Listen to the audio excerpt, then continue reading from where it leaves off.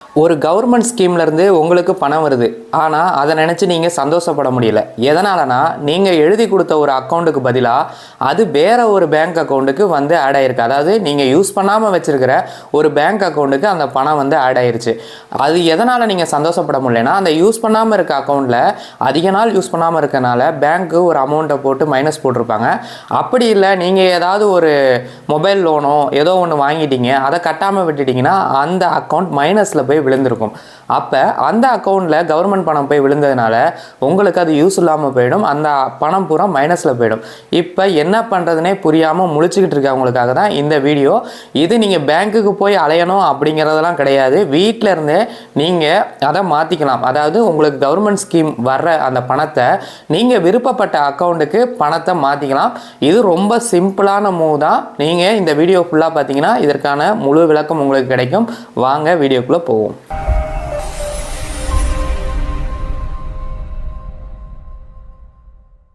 நான் முதல்லையே சொன்ன மாதிரி உங்களுக்கு நீங்கள் எழுதி கொடுத்த அக்கௌண்ட்டுக்கு பதிலாக வேற ஒரு அக்கௌண்ட்டில் பணம் விழுகுதுன்னா அதுக்கு காரணம் என்னன்னு நம்ம தெரிஞ்சுக்கணும். அதுக்கு காரணம், எந்த அக்கௌண்ட்டில் கவர்மெண்ட் பணம் விழுந்திருக்கோ அந்த அக்கௌண்ட் கூட ஆதார் லிங்க் ஆகிருக்கும்.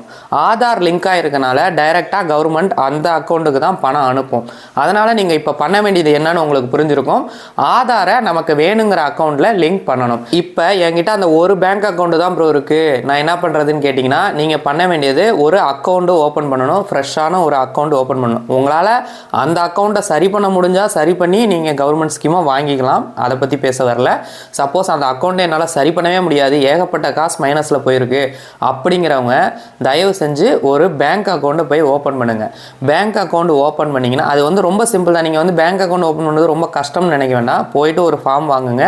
அதில் அப்பா பேர், அம்மா பேர், உங்களுக்கு கார்டியன் யார், அவங்க பேரெல்லாம் போட்டு பின்னாடி உங்கள் அட்ரஸ் எழுதி கொடுத்தா போதும். மிச்சத்தெல்லாம் அவங்க ஃபில் பண்ணிக்குவாங்க. 2 ஃபோட்டோ கொடுத்தீங்கன்னா உங்களுக்கு அக்கௌண்ட் ஓப்பன் பண்ணி கொடுத்துருவாங்க. இதில் முக்கியமான விஷயம் என்னென்னா, நீங்கள் அந்த ஆதார் கார்டில் உள்ள நம்பர், ஃபோன் நம்பரை தான் அந்த பேங்க் அக்கௌண்ட்டுக்கு கொடுக்கணும். ஒருவேளை அந்த ஆதார் கார்டில் நீங்கள் கொடுத்த ஃபோன் நம்பரை வந்து மிஸ் பண்ணிட்டீங்க அப்படின்னா தயவு செஞ்சு நீங்கள் ஃபஸ்ட்டு போக வேண்டியது ஆதார் சென்டருக்கு போயிட்டு நியூ மொபைல் நம்பர் ஒன்று வாங்கிட்டு போயிட்டு அங்கே நீங்கள் ஆதாரோட லிங்க் பண்ணிக்கணும். ஆதாரோட லிங்க் பண்ணதுக்கப்புறம் அந்த நம்பரை கொண்டு போய் பேங்க் அக்கௌண்ட்டில் கொடுத்து நீங்கள் அக்கௌண்ட்டை ஓப்பன் பண்ணுங்கள். அக்கௌண்ட்டை ஓப்பன் பண்ணிட்டீங்கன்னா அதுக்கப்புறம் ரொம்ப சிம்பிள். வீட்டில் உட்காந்து இந்த வேலையை பார்த்துக்கலாம். அடுத்து இந்த வீடியோவில் லிங்க் பண்ணுறேன். இந்த மாதிரி நீங்கள் செஞ்சிங்கன்னா ஈஸியாக உங்கள் அக்கௌண்ட்டை நீங்கள் மாற்றிக்கலாம். அதாவது ஆதாரை உங்கள் அக்கௌண்ட்டில் லிங்க் பண்ணிக்கலாம். இனிமேல் உங்களுக்கு கவர்மெண்ட் ஸ்கீம் உள்ள பணம் வந்து இந்த அக்கௌண்ட்டுக்கு வர ஆரம்பிச்சிடும். வீடியோவை தொடர்ந்து பாருங்கள். இப்போ நம்ம ஒரு பேங்க் அக்கௌண்ட்டில் இருக்கிற ஆதார் லிங்க்கை எப்படி அடுத்த பேங்க் அக்கௌண்ட்டுக்கு மாற்றுறது அப்படின்னு பார்க்கலாம். உங்களுக்கு புரியணுங்கிறதுக்காக வீடியோவை ஸ்பீடு பண்ணாமல் அப்படியே நார்மலாக ஓட்டியிருக்கேன் பாருங்கள். உங்கள் ஃபோனில் கூகுள் குரோமும் ஓப்பன் பண்ணிக்கோங்க, இல்லாட்டி கூகுள் ஓப்பன் பண்ணிக்கோங்க. அதில் போயிட்டு NPCI அப்படின்னு டைப் பண்ணுங்கள். NPCIன்னு டைப் பண்ணிங்கனாலே உங்களுக்கு கீழே அந்த வெப்சைட் லிங்க் ஓப்பன் ஆகிரும். அதாவது npci.org.in அப்படின்னு ஓப்பன் ஆகும். அதுக்குள்ளே போங்க. அதுக்குள்ளே போனீங்கன்னா 2வது ஆப்ஷனாக கஸ்டமர்னு இருக்கும், அதை டச் பண்ணுங்கள். அதை டச் பண்ணிங்கன்னா அதில் 4வது ஆப்ஷனாக ஆதார் சீடிங் அப்படின்னு இருக்கும். பாரத் ஆதார் சீடிங் அப்படின்னு இருக்கும். அதை தான் நம்ம டச் பண்ணணும். அதை டச் பண்ணிங்கன்னா பேஜ் லோட் ஆகும். ஒரு சில நேரம் பேஜ் லோட் ஆகாமல் எரர் காட்டும். எரர் காட்டினோடனே ஒன்றும் பயப்பட வேண்டாம். மறுபடியும் வெளியில் வந்துட்டு அந்த கஸ்டமர் அப்படிங்கிறத டச் பண்ணிங்கன்னா மறுபடியும் அந்த பேஜ் ஓப்பன் ஆயிரும். மேக்ஸிமம் 2 or 3 டைம்ஸில் ஓப்பன் ஆகிடும். அந்த பாருங்கள், கஸ்டமருங்கிறத டச் பண்ணிட்டு ஆதார் சீடிங்கிறத டச் பண்ணோம்னா இந்த மாதிரி ஒரு பேஜ் ஓப்பன் ஆகும். அதில் சைடில் பார்த்தீங்கன்னா ஆதார் சீடிங் அண்ட் டிசீடிங் அப்படின்னு இருக்கும். அதாவது லெஃப்ட் சைடில் அந்த காலமை டச் பண்ணுங்கள். அதை டச் பண்ணிங்கன்னா அதுக்கப்புறம் இது ஓப்பன் ஆகும். இதில் என்டர் யுவர் ஆதார் நம்பர் அப்படின்னு கேட்கும்.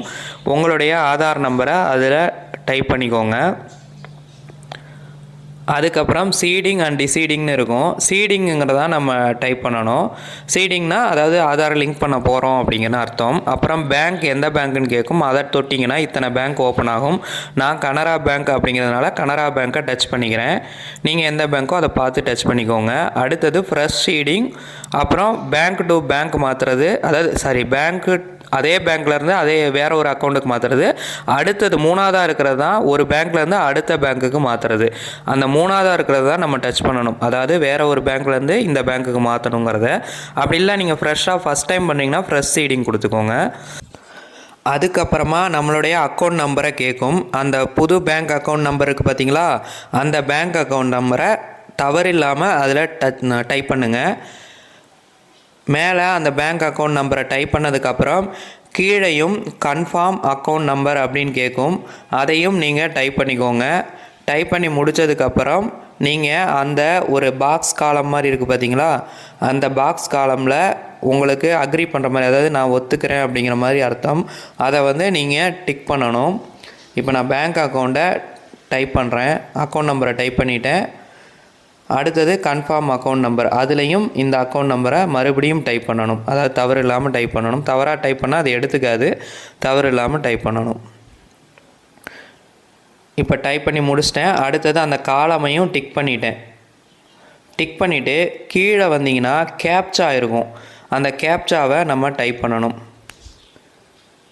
261. ஒவ்வொருத்தவங்களுக்கும் ஒவ்வொரு கேப்சா வரும், எல்லாருக்கும் ஒரே மாதிரி வராது. டைப் பண்ணிவிட்டு மேலே எல்லாம் கரெக்டாக பண்ணியிருக்கோமான்னு பார்த்துட்டு சப்மிட் கொடுத்துருங்க. சப்மிட் கொடுத்த உடனே இந்த மாதிரி ஒரு பேஜ் ஓப்பன் ஆகும். அதை அக்ரி அண்ட் கண்டினியூ கொடுங்க. இப்போ கேப்சா தப்புன்னு வந்திருக்கு எனக்கு, அதனால் மறுபடியும் கேப்சா கேட்குது. மறுபடியும் நான் கேப்சா கொடுக்குறேன். அக்ரி காலம்லாம் வந்து கேப்சா தப்புன்னு வருது. ஓகே, மறுபடியும் எல்லாம் பார்த்துட்டு பார்த்தீங்களா, செலக்ட் பேங்க் அதை காணோம். மறுபடியும் போயிட்டு கனரா பேங்க்னு வைக்கணும். இதெல்லாம் நீங்கள் செக் பண்ணிவிட்டு தான் அக்ரி கொடுக்கணும். ஓகே, எல்லாம் செக் பண்ணிவிட்டேன், எல்லாமே கரெக்டாக இருக்குது, கேப்சாவும் கரெக்டாக இருக்குது. இப்போ சப்மிட் கொடுக்குறேன். மறுபடியும் அந்த பேஜ் ஓப்பன் ஆகிருக்கு. அக்ரி அண்ட் கண்டினியூ கொடுக்குறேன். இப்போ ஓடிபி கேட்குது. இப்போ நான் வேறு ஃபோனுக்கு ஓடிபி வரும் எனக்கு. அந்த ஃபோனில் ஓடிபி வந்த உடனே இதில் போடுறேன். வீடியோ ரொம்ப லென்த்தாக இருக்குதுன்னு பார்க்காதீங்க. வீடியோ வந்து உங்களுக்கு புரியணுங்கிறதுக்காக தான் இந்த வீடியோவை நான் ஸ்பீடு பண்ணாமல் காமிச்சிக்கிட்டு இருக்கேன். நீங்கள் வேணால் ஸ்பீடில் வச்சு பார்த்துக்கோங்க. இப்போ எனக்கு அந்த ஃபோனில் ஓடிபி வந்துருச்சு. இப்போ நான் அதை இதில் டைப் பண்ண போகிறேன். ஓடிபி நம்பரை டைப் பண்ணிவிட்டு கன்ஃபார்ம் கொடுக்குறேன். இப்போ லோட் ஆகுது. இப்போ பாருங்கள் அது என்ன கேட்குதுன்னு. திஸ் நம்பர், அதாவது இந்த ஆதார் நம்பர் வந்து கரண்ட்லி ஸ்டேட் பேங்க் ஆஃப் இந்தியாவில் இருக்குது, இதை நாங்கள் கனராவுக்கு மாற்றலாமா, கன்ஃபார்மாக கேன்சலான்னு கேட்குது. நான் கன்ஃபார்ம் கொடுக்குறேன். இப்போ Aadhaar seeding in pending status kindly check after அப்படின்னு இருக்குது. ஆஃப்டர் சம்டைம்ஸ், அதாவது கொஞ்சம் நேரம் வெயிட் பண்ணுங்கள் அப்படின்னு சொல்லுது. நம்ம வெயிட் பண்ணுவோம், இது ஃபுல்லாக லோட் ஆகட்டும்.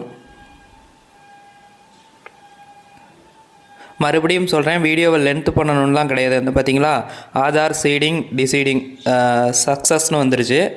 Your Aadhaar successfully reeded from State Bank of India to Canara bank account அப்படின்னு சொல்லி அக்கௌண்ட் நம்பர் போட்டு வந்துருச்சு. அவ்வளோதான், நம்ம வேலை முடிஞ்சுது. ஆதார் வந்து அந்த பேங்க் அக்கௌண்ட்லேருந்து, அதாவது ஸ்டேட் பேங்க் அக்கௌண்ட்லேருந்து கனரா பேங்க் அக்கௌண்ட்டுக்கு நம்ம மாற்றிட்டோம்.